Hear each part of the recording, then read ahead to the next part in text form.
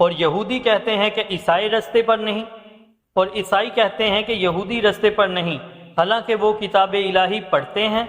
اسی طرح بالکل انہی کی سی بات وہ لوگ کہتے ہیں جو کچھ نہیں جانتے، یعنی مشرک۔ تو جس بات میں یہ لوگ اختلاف کرتے ہیں، خدا قیامت کے دن اس کا ان میں فیصلہ کر دے گا۔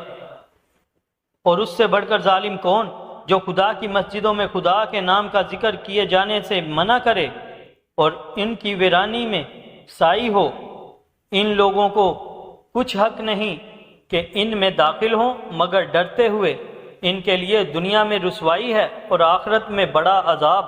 اور مشرق اور مغرب سب خدا ہی کا ہے، تو جدھر تم رخ کرو ادھر خدا کی ذات ہے، بے شک خدا صاحب وسعت اور باخبر ہے۔ اور یہ لوگ اس بات کے قائل ہیں کہ خدا اولاد رکھتا ہے، نہیں، وہ پاک ہے، بلکہ جو کچھ آسمانوں اور زمین میں ہے سب اسی کا ہے اور سب اس کے فرما بردار ہیں۔ وہی آسمانوں اور زمین کا پیدا کرنے والا ہے۔ جب کوئی کام کرنا چاہتا ہے تو اس کو ارشاد فرما دیتا ہے کہ ہو جا، تو وہ ہو جاتا ہے۔ اور جو لوگ کچھ نہیں جانتے یعنی مشرک، وہ کہتے ہیں کہ خدا ہم سے کلام کیوں نہیں کرتا، یا ہمارے پاس کوئی نشانی کیوں نہیں آتی۔ اسی طرح جو لوگ ان سے پہلے تھے وہ بھی انہی کی سی باتیں کیا کرتے تھے۔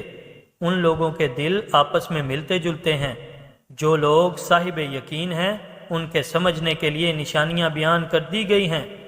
اے محمد صلی اللہ علیہ وآلہ وسلم، ہم نے تم کو سچائی کے ساتھ خوشخبری سنانے والا اور ڈرانے والا بنا کر بھیجا ہے، اور اہل دوزخ کے بارے میں تم سے کچھ پرسش نہیں ہوگی، اور تم سے نہ تو یہودی کبھی خوش ہوں گے اور نہ عیسائی، یہاں تک کہ تم ان کے مذہب کی پیروی اختیار کر لو۔